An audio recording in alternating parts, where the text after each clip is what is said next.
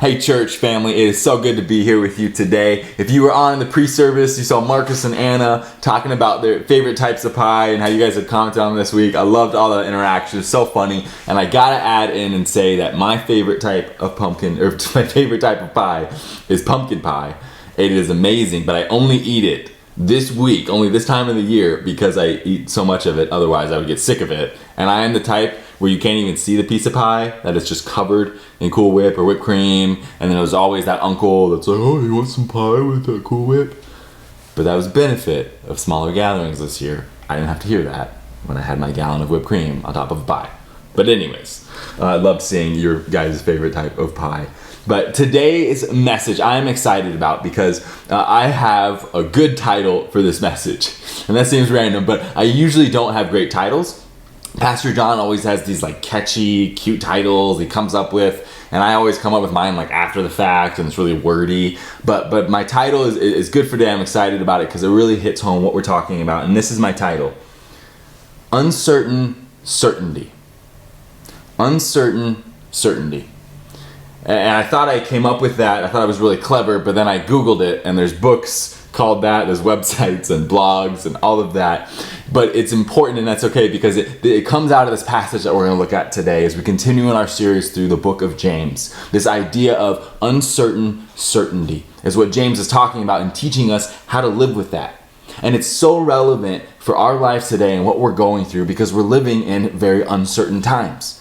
That the future is constantly changing, that things are closing down again heavily here, and some of you haven't been able to have stuff open, schools are going distance learning, right? We're facing all of these times, and it feels somewhat familiar because we went through the spring, but we're still not sure what's going to come in the next couple of months. And psychologically speaking, this is really draining on our brains when we live in this state of uncertainty. It's hard. Because our brains use our past experiences to make decisions for the future. And when the future is so uncertain and we can't do that, then we live in this restless state of more stress and higher anxiety. And so living in these uncertain times is draining. And we're frustrated by this. We're anxious. I feel this. You feel this. Man, I'm sick of this new normal. Like, can I get some old normal? Like, that sounds really nice. People keep saying these times are so unprecedented. I'm like, can I get some precedented times? Like, I'll take some of that. And that's what we're living in, this time of uncertainty. But how do we find some certainty amidst all of this? How do we set aside this stress and anxiety and have some trust in God and lean into the certainty of who God is? That's what James gets at in this passage. And so I think it's so relevant for us and what we're facing in these coming months. And I'm excited to share this message with you about this idea of uncertain certainty. Having certainty amidst the uncertainty around us. But I'm not just going to stay kind of in the mental part or look at this passage. I really want to drive this home practically. So towards the end of the message, I'm going to really practically give 3 steps on how you do this. How do you lean forward? How do you look forward in the future with this uncertain certainty? So if you have a Bible, I invite you to turn to James 4 as we jump into this passage. Or if you don't have a Bible, you can just read on the screen as it magically appears about right here. James 4 verse 13 says this: Now listen, you who say, today or tomorrow we will go to this or to that city, spend a year there, carry on business, and make money. I love that. That was all of us back in January and February, making our summer plans and what we're going to do. And then March comes in verse 14. Why, you do not even know what will happen tomorrow. What is your life? You are a mist that appears for a little while and then vanishes. You are a mist that appears and then vanishes. When I first read that passage, like in the past when I've read this and when I first started studying it this week, it felt kind of like an insult from James. Like it feels like he's saying like, who are you? You don't matter. But as I reflected on his words more, and what he's really saying is not that we don't matter, but he's saying that life is short. That life is temporary. That life is not guaranteed. The way he phrases it could also be translated as saying, what is the character of your life? He's saying it's a mist.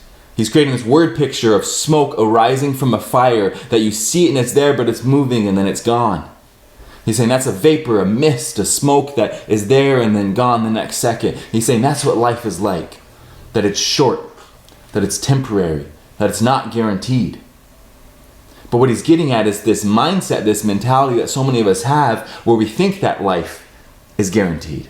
We think that we're going to have a long life and we're going to be able to do exactly what we want. And we make these type of plans. How I'm going to go there, this city. I'm going to be there a year. I'm going to make money. It's going to be great. And I'm going to go over there. And it's not bad to make plans. That's not what he's saying. But he's saying that it's kind of arrogance to say that I'm going to exactly make this happen. What it is control that James is getting at.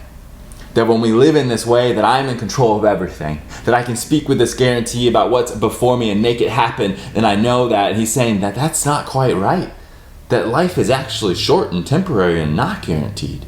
He's saying, what is the character? What is the nature of your life? And that's what he's getting at in these verses.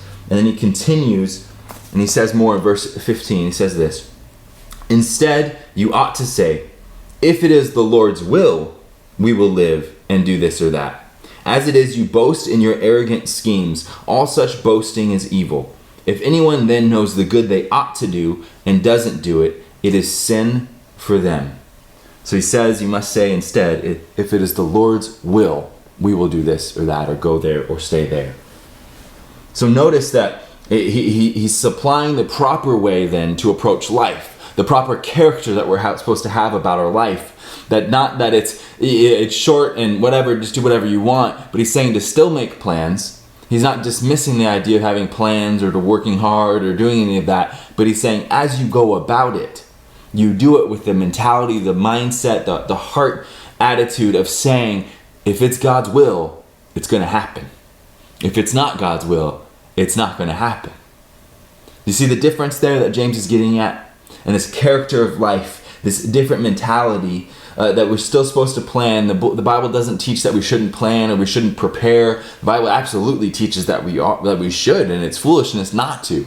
But we do it in a way that respects and acknowledges the sovereignty of God, that God is supreme, that God is in charge, that we're not in charge and control every area of our life, that there's uncertainty, there's things beyond us. And so we acknowledge the will of God. That's what James is calling us to do. He's calling us to have this certainty amidst the true uncertainty of life. And prior to this year, maybe we didn't quite acknowledge the uncertainty of life. Maybe we thought it was a little bit more guaranteed and we could make plans. And this year has really taught us that there's so much that's outside of our control, that there's certain things that we can't make happen. And we've learned that vividly this year. And so he's driving home this idea of having this uncertain certainty. And it's not an emotional state, and it's not just a mental state. It's something different. That in the midst of our emotions, we can have the right mentality that he's getting at. In the midst of our mentality, that we can go off on that, but we can shape it right. So here's a couple examples of what I mean. Jesus, the night before he died, when he was in the garden praying, he prayed this to God. He says, if it is your will, let this cup pass from me. So Jesus, right before he went to the cross, he knew what was going to happen. He knew what he was doing, but he prays to God, hey, if there's another way, can we make that happen instead? But if it's your will, I understand. Emotionally, he was not feeling excited to die on the cross in our place. Emotionally, he wanted to bail, but he was submitting himself to the will of God. You see, our emotions don't drive all of this. It's something we submit and trust in God. In the same way, Paul, in the book of Acts, he's always making plans to go to a church and visit a certain people and to do all of this. And it's my dog. I don't know if you see him. But Paul makes these plans all the time, but he says them. There's an example in Acts 8:18 when he's talking about, he's leaving Ephesus, and he says, if it's the Lord's will, I'll come back and see you again. So he's mentally making these plans. He's going through life, but he's acknowledging the will of God, the sovereignty of God over his plans. You see, it's not just emotions that we live in, but we can defer that to the will of God. It's not just mentally we plan and control everything. No, we defer that to the will of God. What James is calling us to do, to live out with this uncertain certainty, is really the life of faith. He's calling us to be a faithful people. In Hebrews, it defines faith this way that I think is so beautiful. It says this in Hebrews 11:1. It says, now faith is confidence in what we hope for and assurance about what we do not see.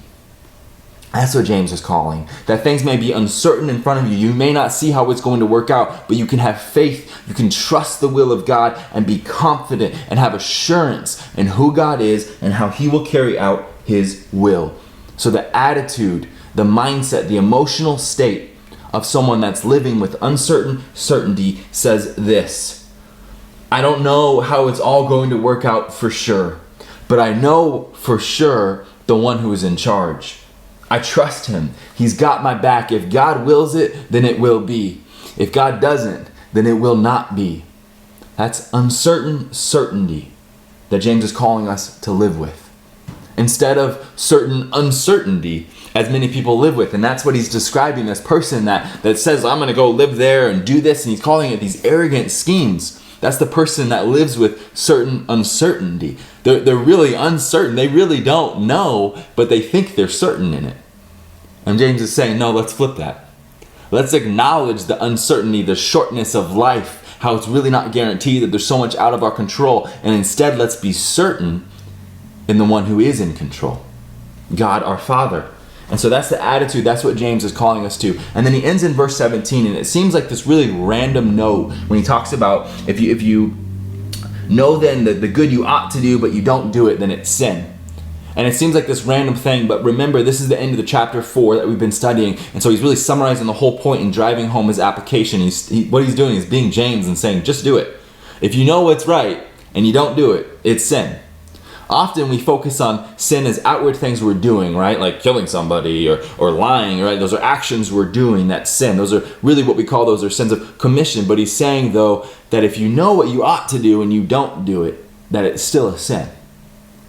And so if you know that you need to trust in God, and if you know you need to follow God's will, that you need to submit to God's will, but you're not doing that, that's still a sin. That's still something that's separating you from God. And so James, in this final verse, he's saying, this chapter, the final verse, he's saying, just do it. Submit yourselves to God. As Pastor John talked about last week, don't submit yourself to these selfish desires, but submit to God and trust God to be God. Trust God's will to be supreme, to be sovereign, and to be carried out, because it will be. So that's what this idea of uncertain certainty is that James teaches us in this passage in chapter 4. But so now I want to talk about practically. Like, how do we do that? How do we live as people with this uncertain certainty? How do we trust the will of God? Because it's easy to say that, right? I can tell you, like, all right, go trust God. Figure it out. Good luck. But that's not helpful. So practically speaking, I want to lay this out. How do you do this? There's 3 simple things you do. The first is you look back. You look back at how God has worked in your life before. God is a rescuer. God is faithful, always faithful to who he is, to his promises to us. Often we are not, and we fail in that, and we're not faithful, but God is still faithful and has always been to us, yet we forget that. You know, it's funny how if you look back over your life, and there's so many difficult times that you go through, or challenging times, but you look back at it with fondness. For example, having babies. That is an intense time of life. Right, but so many people look back at it, you see a baby and you're like, oh, I remember when my kids were that small. That was so fun, the snuggles, the cute little clothes. Like, oh, I miss babies, I want another baby. No, you don't. You're seeing it through rose-colored glasses. You're forgetting the struggle of that baby having babies. My youngest is just getting out of that phase. Man, she's sleeping through the night. I can give her a bottle, she can feed herself. I'm like, praise Jesus, no more babies. Like, I'm good. Now, 5 years from now, I might look back and think, oh, baby would be nice. But I don't really mean it. And so we do this with so many areas of our life, right? Like you look back, you remember, oh, when we first got married, we were so broke. That was such a fun, exciting time of life. No, I wasn't. You just see it through this lens. But it's funny how we do that with so many parts of our life. But when it comes to our faith, we forget the good times with God. That we think, we had some time, let's say, where you're praying and you're just wanting God to show up. You're wanting God to answer this prayer, and you keep praying, and God does. God shows up in a huge way. He makes it happen. He's faithful, and it's this amazing experience, and you feel so close to God. But then you keep going through life, and it kind of fades, and you kind of forget. And you don't look back and remember the goodness of God. You forget about that. You have a new struggle come up. You're faced with more uncertainty, and you forget about the goodness of God. And so what you need to do when you are facing uncertainty before you, you need to look back and remember how God has come through for you before. Remember how he's rescued you. Remember how he's been faithful to you. And trust him to be in front of you again. Romans 8 talks about how God works together, all things together for the good. For those that love him, that God is at work for it. Trust God to do that as he's done that previously. Trust him to keep doing it. And if you're new to God, if you don't have those previous experiences to look back, I encourage you to listen to other people's stories, to read biographies of Christians, to look in the Bible. Because the Bible is full of stories of God showing up, of God being faithful for the Israelites. In fact, in the Old Testament, when the Israelites when they went through something powerful, like when God parted the Jordan River for them to cross over, they piled up a bunch of rocks, and it sounds really lame to us, but to them it was an altar, it was a memorial, so that for generations, when they walked by that spot, and little Johnny's like, Dad, what's with the pile of rocks? You tell them that was the time that God showed up and parted the river for us. We were stuck and God brought us here. It was a memorial, a way to remember how God showed up for them. You need to have those in your life, looking back. And if you don't have that, lean on other people's. Look into the Bible. Look back at how God has been faithful. The second thing is to look around. Look around. If you're familiar with the Hamilton musical, there's that one song that says, look around, how lucky we are to be alive right now. You don't exactly feel very lucky. That's a different historical context. But my wife told me I should sing that lyric, and Lord, no, we're not going to do that. But what we need to do is look around at what we have in life. Because often when we're faced with uncertainty, we get anxious and we get discontent with what we do have, and we forget the blessings and the goodness of God. We just went through Thanksgiving, and it may partially be about yummy pumpkin pie, but really it's about being thankful for what we have in life. And you need to take time and look around and be thankful. You know, Pastor John shared when he was quarantined a while ago that really he was thankful that he had a warm home, that he had electricity, that he had internet to engage with people, that he had food, right? These are blessings that we often take for granted, especially when we're worried about the future. But God says, I got you in the here and now. So look around and be thankful for what you have. Paul told Timothy in the book of 1 Timothy 6, he says, godliness with contentment is great gain. So you can be a godly person, but if you're not content in life, then you're really missing out. So we need to be content. You know, and it's funny to talk about that because I'm in my house that a year ago at this exact time was very, very different looking. A couple of years ago, my wife and I bought this house, and it was the cheapest, most rundown, horrible house in Waconia that had smoke damage, Nabatube wiring, terrible insulation. It was just horrible layout and everything. And many of you helped me. We gutted the entire thing. We changed the layout. We did all the new wiring, plumbing, insulation, everything. But this time, exactly a year ago, right before Thanksgiving, that Wednesday, I had all my rough-in inspections for all the plumbing, electrical. I passed all of that. And then on Monday, I was going to have the insulation inspection. And then on Tuesday, we had sheetrockers come in. It was the only thing we hired out. So I had to get all this insulation in, the vapor barrier, had to get everything cleared out, do a couple smaller things that I wanted done. And I thought, I got a long weekend. But it ended up being a whole lot more work than I thought it was going to be. In the 5 nights after Thanksgiving, I only got a total of 15 hours of sleep. It was miserable. And it got worse each night. I remember the second to last night in that, it was about 3 or 4 in the morning. I had an inspection at noon. I had to get it done, and I was so tired. And so I laid right here on the floor on some insulation, and I slept for an hour and got up and kept working. And then I failed the inspection. So I had to come back the next day in the morning, and I worked all through the night, and I finally passed that inspection. The sheetrock started, and I went home and slept basically in a coma for a long time, but it was great.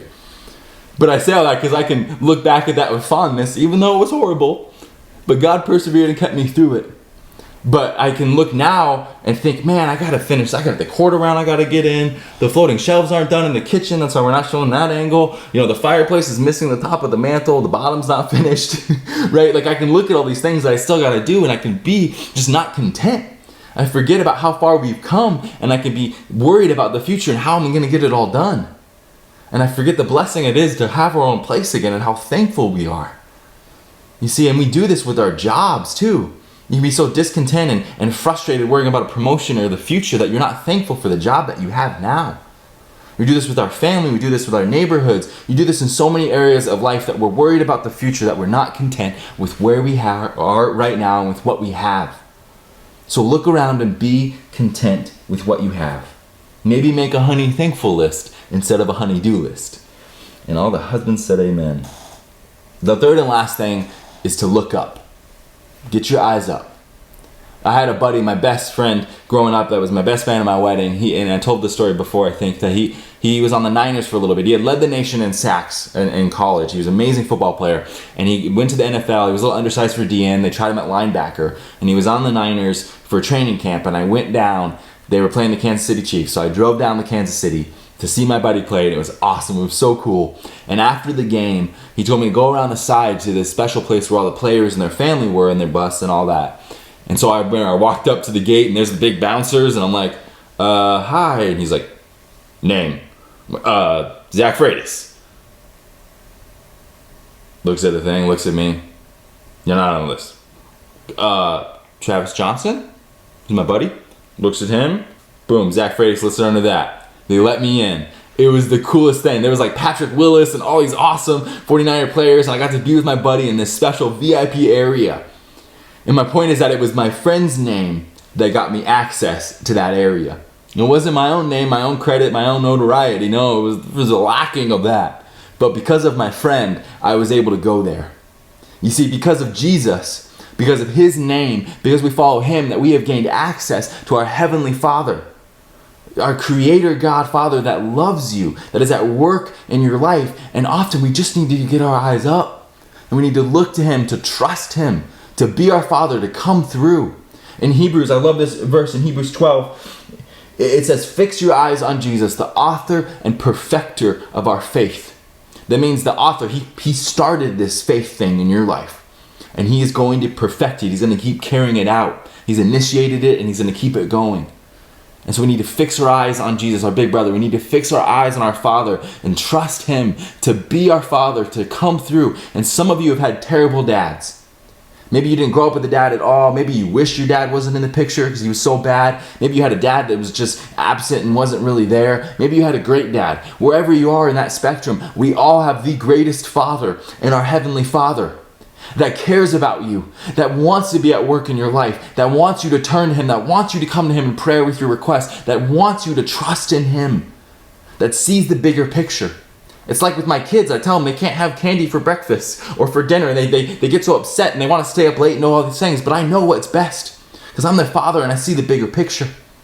That's how it is with our Heavenly Father, that he sees the bigger picture, that his will happen in our lives. And he wants us to come to him, to fix our eyes on him, to trust him. So I encourage you to look back at how God has been faithful, to look around and be content with what God has given you, and to look up and trust God to be God. And when you do that, you can look forward and move forward in life, trusting in who he is. As I conclude, I want to read you Psalms 121.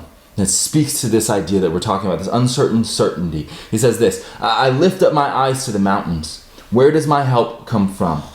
My help comes from the Lord, the maker of heaven and earth. He will not let your foot slip. He who watches over you will not slumber. Indeed, he who watches over Israel will neither slumber nor sleep. The Lord watches over you. The Lord is your shade at your right hand. The sun will not harm you by day, nor the moon by night. The Lord will keep you from all harm. He will watch over your life. The Lord will watch over your coming and going, both now and forevermore. So look back, look around, look up, and then you can look forward with uncertain certainty.